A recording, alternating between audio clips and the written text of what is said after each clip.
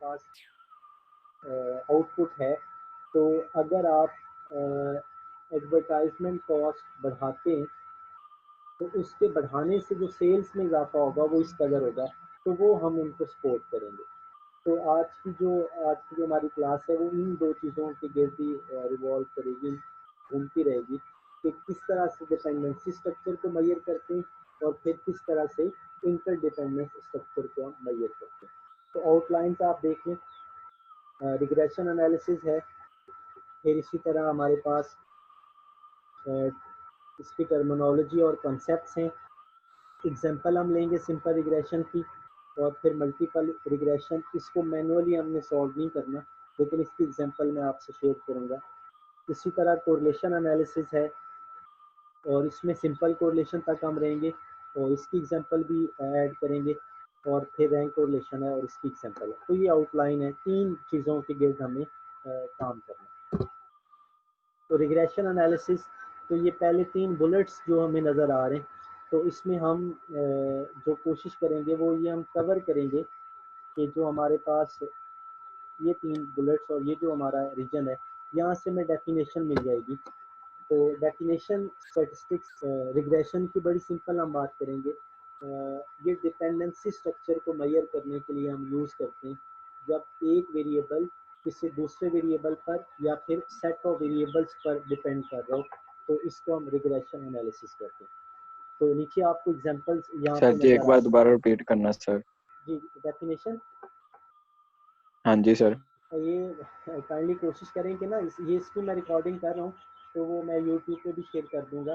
बहरहाल मैं रिपीट कर देता हूँ, लेकिन आप कोशिश करें कि क्वेश्चन जो है वो एंड पे रख लें।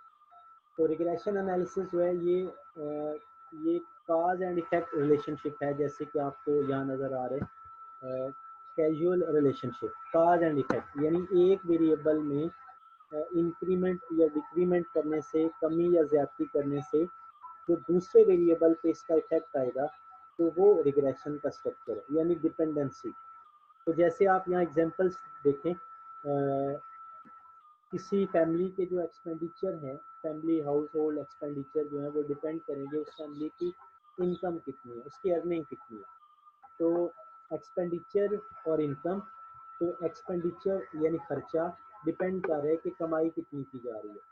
तो एक्सपेंडिचर जो है वो यहाँ पे डिपेंडेंट वेरिएबल है और जो इनकम है वो इंडिपेंडेंट वेरिएबल है। अब वंस अगेन अगर हम किसी आम शख्स से भी पूछें, किसी ले मैन से, अनएजुकेटेड बंदे से भी पूछें, तो वो ये कहेगा कि डेफिनेटली जो एक्सपेंडिचर्स हैं वो डिपेंड करते हैं इनकम पर, लेकिन उसको ये अंदाज़ा नहीं है कि हाउ मच, तो उसकी क्वांटिटी हम उन्हें प्रोवाइड करेंगे। ये स्टैटिस्टिक्स का रोल है। इसी तरह अर्निंग है किसी पर्सन की, तो वो डिपेंड करेगी उसकी एजुकेशन कितनी है। इसी तरह आप लोगों की परफॉर्मेंस है, मार्क्स हैं आपके, तो वो डिपेंड करेंगे आपके आईक्यू लेवल पर, और फिर जो टाइम आप डिवोट करते हैं स्टडी के लिए। तो इसी तरह वीट प्रोडक्शन है, तो वो डिपेंड करेगी सॉइल फर्टिलिटी पर, अमाउंट ऑफ रेनफॉल पर, और इस तरह के बहुत सारे फैक्टर्स पर। तो ये रिग्रेशन के स्ट्रक्चर को एग्जांपल्स के साथ इलाबोरेट करने की कोशिश की गई है। नेक्स्ट हम देखते हैं यहाँ पे जो टर्मिनोलॉजी हमें यूज़ करना है, तो ये चार चीज़ों को स्पेशली आपने केयर देनी है। जैसे फर्स्ट पे आप देखते हैं यहाँ पे रिस्पांस वेरिएबल है, इसी तरह एक्सप्लेनेटरी वेरिएबल है, इसी तरह इंटरसेप्ट है, और फिर इसी तरह स्लोप है। तो रिस्पांस वेरिएबल जो है ये इसका दूसरा नाम डिपेंडेंट वेरिएबल भी है, जो आपको बताया जा चुका है। तो इसको ज़रा टेक्निकली ये अच्छा वर्ड है और बुक्स में इसका इस्तेमाल ज़्यादा हो रहा है, तो आप भी कोशिश करें ये वर्ड याद कर लें, रिस्पांस वेरिएबल, और मीनिंग इसके वही हैं जो डिपेंडेंट वेरिएबल पे, यानी वो वेरिएबल जो किसी दूसरे वेरिएबल पे डिपेंड कर रहा हो, वो रिस्पांस वेरिएबल है। एक्सप्लेनेटरी वेरिएबल वो वेरिएबल जो डिपेंड ना कर रहा हो, बल्कि वो इफेक्ट कर रहा हो किसी दूसरे वेरिएबल को, तो वो एक्सप्लेनेटरी वेरिएबल। तो इसको कंट्रोल वेरिएबल भी हम कहते हैं। जैसे मैंने अभी एग्जांपल्स दी, फर्टिलाइज़र की चॉइस, सीड की चॉइस, अच्छी ज़मीन की चॉइस, तो ये जो चीज़ें हैं, तो ये बेसिकली फार्मर के कंट्रोल में, वो फर्टिलाइज़र, सीड, इसको कम ज़्यादा वो कर सकता है, उसकी क्वांटिटी कम ज़्यादा कर सकता है। तो ये बेसिकली इंडिपेंडेंट वेरिएबल है या एक्सप्लेनेटरी वेरिएबल है। इंटरसेप्ट और स्लोप आपको पता है, जब हम रिग्रेशन मॉडल यूज़ करते हैं तो वहाँ पे हम ए निकालते हैं और हम बी निकालते हैं। तो जब हम ए निकालते हैं तो वो बेसिकली इंटरसेप्ट है, और जो स्लोप है जो हम बी फाइंड करते हैं वो स्लोप है। तो इंटरसेप्ट की इंटरप्रिटेशन हम कुछ खास नहीं करते, लेकिन यहाँ अंडरस्टैंडिंग के लिए मैं बता दूं कि जब हम एक्सप्लेनेटरी वेरिएबल को ज़ीरो इक्वेट कर लेते हैं, ज़ीरो समझते हैं, मतलब समझते हैं मॉडल में एक्सप्लेनेटरी वेरिएबल है ही नहीं, तो रिस्पांस का जो एवरेज इफेक्ट हमें देखना है तो बेसिकली वो इंटरसेप्ट के थ्रू हम देखेंगे, इंटरसेप्ट के थ्रू। इसी तरह जो स्लोप है हमारे पास, तो स्लोप जो है वो, ये सबसे इम्पोर्टेंट बात है जिसको मैंने आज क्लास की बेस बनाया है, कि हर शख्स जानता है कि बीट प्रोडक्शन में फर्टिलाइज़र का रोल है, बट हाउ मच ये उसको नहीं पता। तो उसकी क्वांटिटी को जो हमें लेना है वो हमें यहाँ स्लोप में हमें बताना है कि क्या कितना इफेक्ट आएगा। तो ये हम आगे एग्जाम्पल में भी देखेंगे। तो स्लोप पे आप लोगों ने नज़र रखनी है, इसके इफेक्ट पे हम आगे बात करते हैं।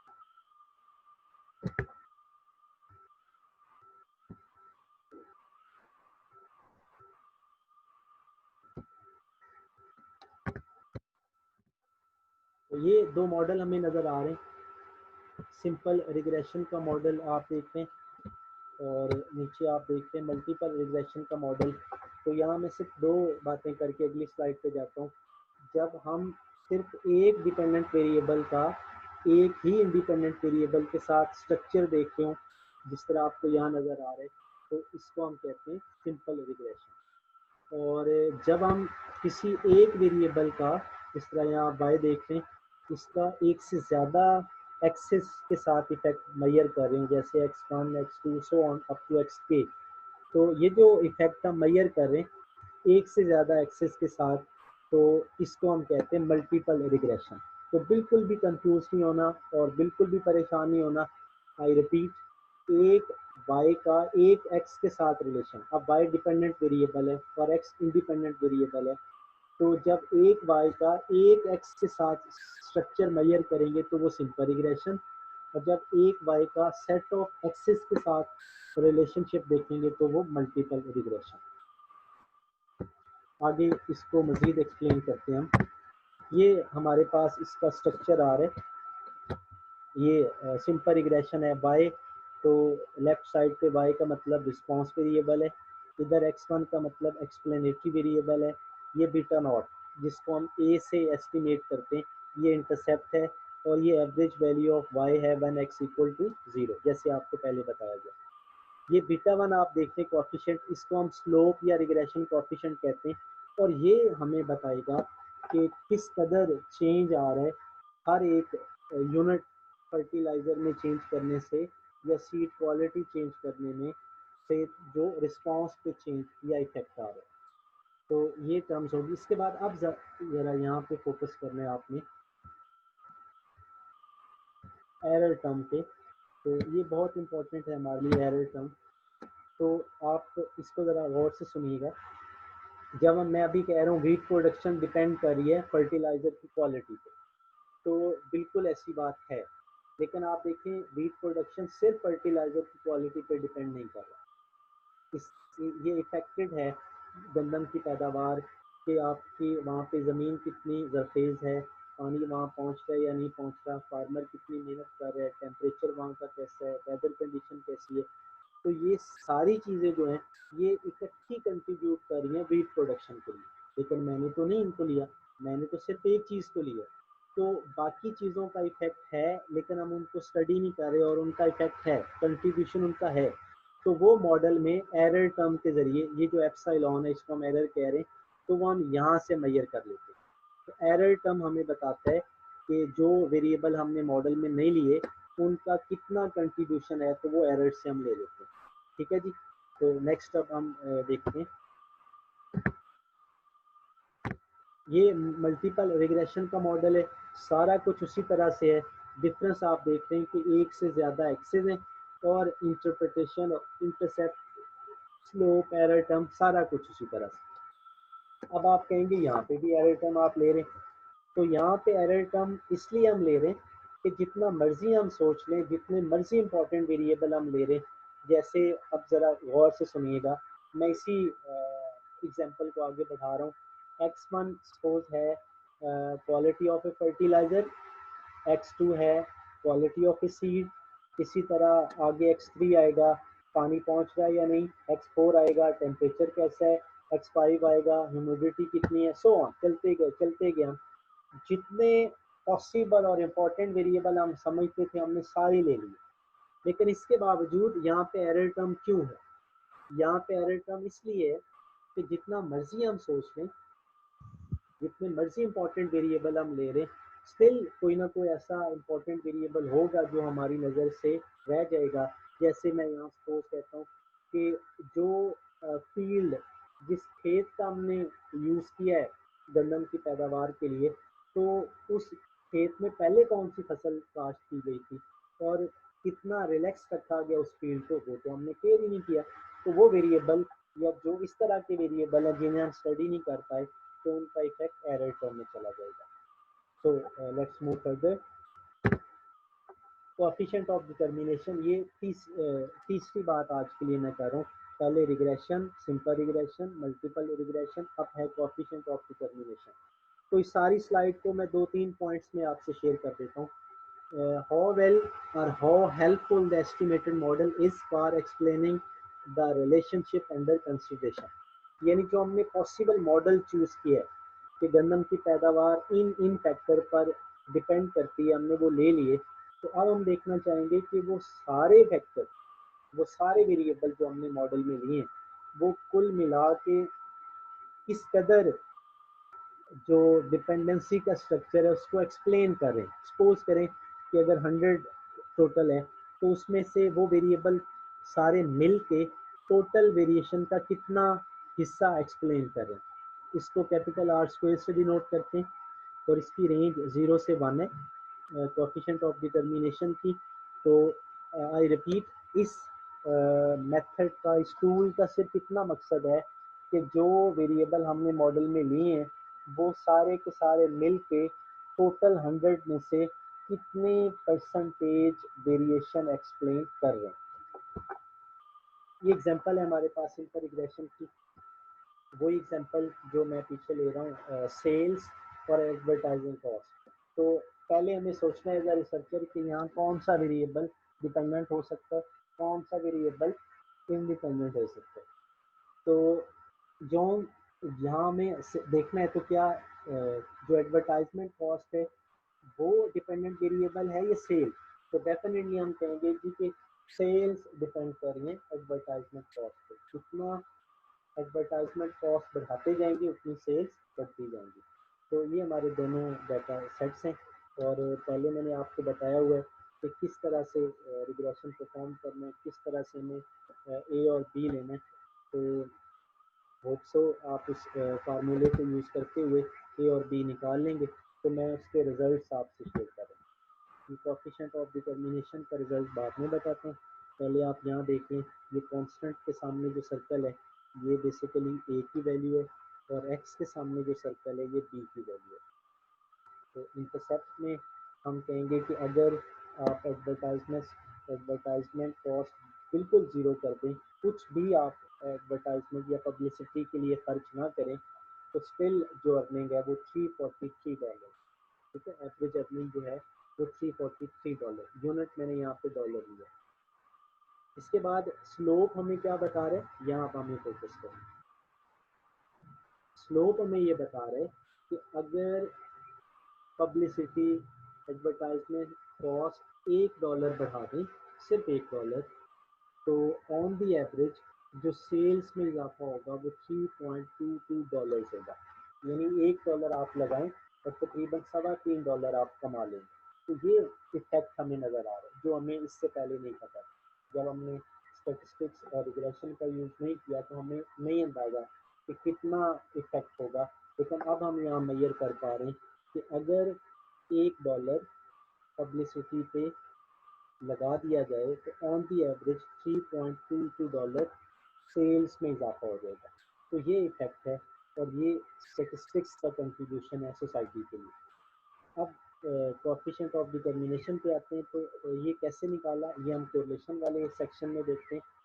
तो जब हमने कोरिलेशन परफॉर्म करना है तो जो उसका रिजल्ट आएगा उसका हम स्क्वायर ले लेंगे। बस आर का आंसर जो आया उसका जस्ट स्क्वायर ले लें तो वो कोएफिशिएंट ऑफ डिटर्मिनेशन है। तो यहाँ पे इसका आंसर आ रहा है 0.40। तो हम कहेंगे 40% अप्रॉक्सीमेटली जो वेरिएशन है सेल्स की, वो सिर्फ एक एडवर्टाइजमेंट कॉस्ट से हम कवर करें। यानी सेल्स के अंदर जो पब्लिसिटी का रोल है वो 40% है। इसके अलावा अगर बाकी चीज़ें हम ऐड कर लें कि वहाँ पे कॉस्ट कितनी रखनी है, चीज़ों की क्वालिटी कितनी रखनी है, फिर वहाँ पे फैसिलिटीज़ क्या देनी है कस्टमर्स को, तो वो सारी चीज़ें मिलके टोटल को और एक्सप्लेन करते जाएंगे। तो इस स्लाइड में तीन चीज़ों पे हमें फोकस करना है: कोएफिशिएंट ऑफ डिटर्मिनेशन, इंटरसेप्ट और फिर स्लोप, और इनकी इंटरप्रिटेशन यहाँ पे भी लिख दी गई है, इसको आप लोग पढ़ लेंगे मैं जब आपसे ये वीडियो शेयर करूँगा। इसके बाद एक और एग्जांपल है, मेडिकल साइड पे एग्जांपल ली गई है, फूड साइंस की आप कह सकते हैं कि शुगर इनटेक करने से जो कैलोरीज में इजाफा होता है उसको मेजर करना है। तो कैलोरी काउंट जो है वो डिपेंडेंट वेरिएबल है और शुगर इनटेक इंडिपेंडेंट है। आप जितनी मर्जी शुगर इनटेक करें तो वो आपके कंट्रोल में इंडिपेंडेंट वेरिएबल है। तो इस डाटा सेट को भी आप यूज़ कर सकते हैं by the help of those formulas, results लें और इसकी इंटरप्रिटेशन पे जाएं। मल्टीपल रिग्रेशन की एग्जांपल यहाँ ले रहा हूँ, तो ये बायोलॉजी फील्ड से ली गई है। तो ज़रूरी नहीं है कि एक वक्त में एक वेरिएबल सिर्फ एक वेरिएबल पे डिपेंड कर रहा हो, मे बी एक variable more than one variables पे डिपेंड कर रहा हो। जैसे बायोलॉजी वाले सेल्स ग्रोथ पे काम करते हैं, तो जो सेल्स ग्रोथ है वो टेम्परेचर पे और ह्यूमिडिटी पे में भी डिपेंड कर रही है। तो ये मल्टीपल रिग्रेशन की एग्जांपल है। Sales growth depends upon temperature and humidity. तो इसको कैसे सॉल्व करना है ये आपका कंसर्न नहीं है, ये आपका सिलेबस नहीं है। तो इसके रिजल्ट्स निकल आएंगे। तो ये स्लाइड भी मुझे ऐड नहीं करनी चाहिए थी और ये स्लाइड भी ऐड नहीं करनी चाहिए थी, तो ये दो आप स्किप कर दीजिएगा। नेक्स्ट आप आ जाएं, अगली एग्जांपल है मल्टीपल रिग्रेशन की। उसमें ये जस्ट एग्जांपल दे रहा हूँ तो आपको पता हो कि ये रिलेशन कौन से वाला है। जैसे फाइनल वेट है किसी चीज़ का, तो वो डिपेंड करेगा कि उसका शुरू में वेट क्या था और फिर उसको जो फीड दी गई, जो ग़िज़ा इम्प्रूव ग़िज़ा दी गई, तो वो और जो इनिशियल वेट था वो दोनों मिलकर किस तरह से फाइनल वेट को इफेक्ट करें। तो ये भी रिग्रेशन का केस है और मल्टीपल रिग्रेशन।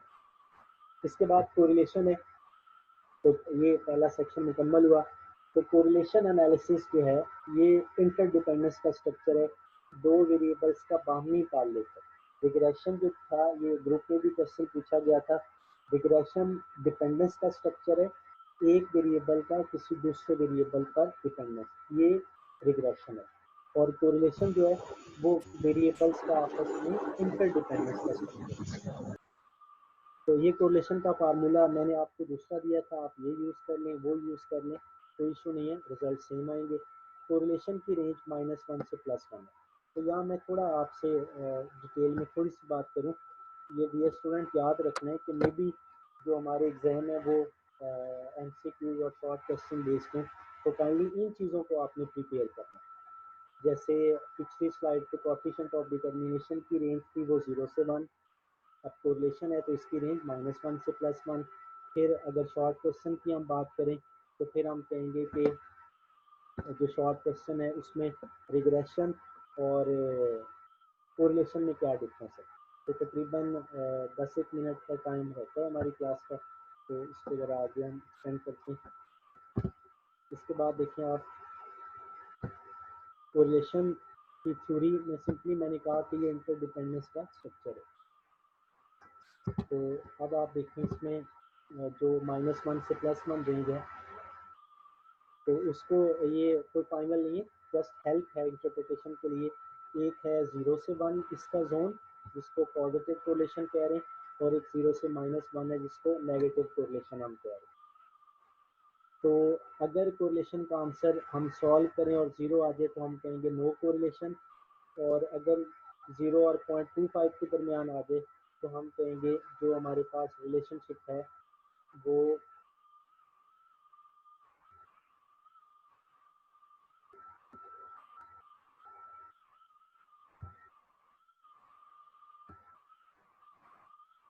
0 और 0.25 के दरमियान अगर हमारा रिजल्ट आए तो हम कहेंगे जो कोरिलेशन है वो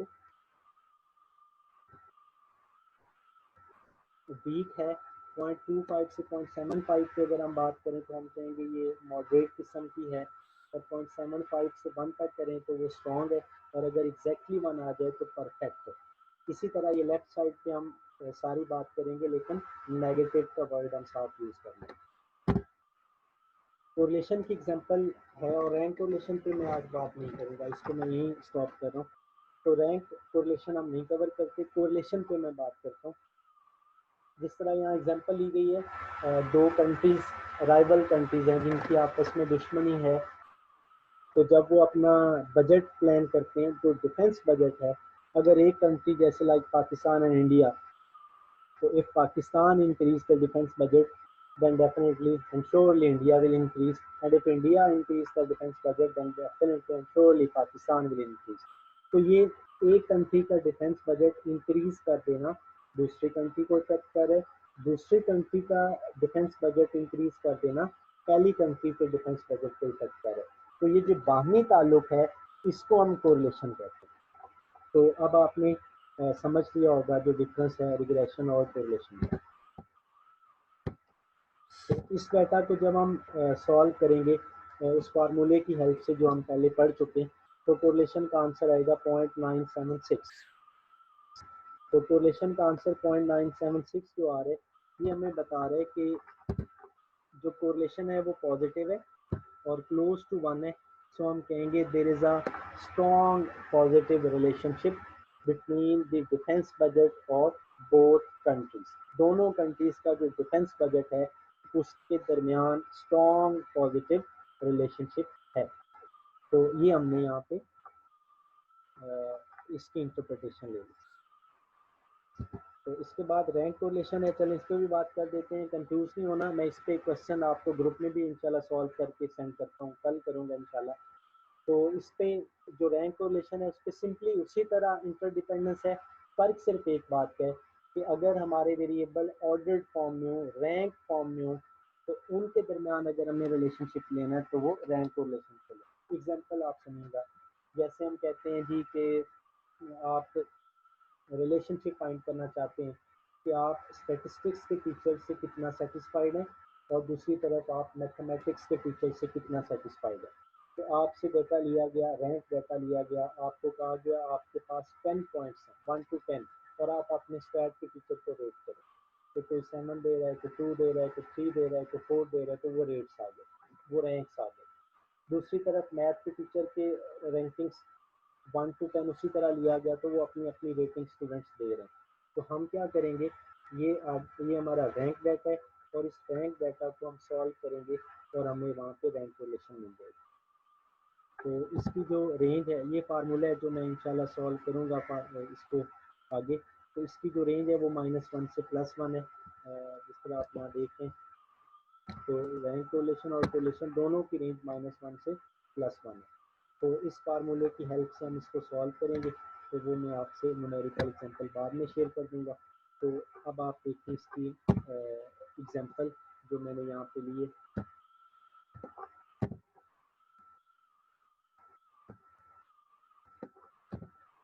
तो ये एग्जांपल है, स्कूल्स हैं जिनकी रैंकिंग है, स्कूल्स की रैंकिंग है, और जो जितने टाइम में वो डिग्री करवा देते हैं तो वो ड्यूरेशन है। तो इसको हम रैंक करके इसको सॉल्व करेंगे और रिजल्ट आएंगे। तो इसकी न्यूमेरिकल एग्जांपल मैं इंशाल्लाह आपको प्रोवाइड करूंगा, तो इसकी इंटरप्रिटेशन पे हम जाएंगे। तो ये मेरी तरफ से था जो मैंने आपसे शेयर करना था। अब आपके क्वेश्चंस की तरफ हम जाते हैं। तो मैं आपको अलाउ करने जा रहा हूँ अभी। तो आप कोशिश कीजिएगा कि 1 बाय 1 क्वेश्चन करें और रेलिवेंट क्वेश्चन करें। तो लेट्स स्टार्ट। जी डियर स्टूडेंट्स,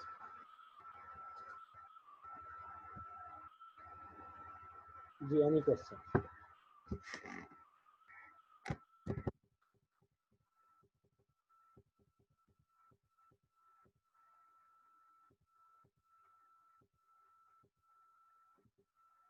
जी स्टूडेंट्स, एनी क्वेश्चन?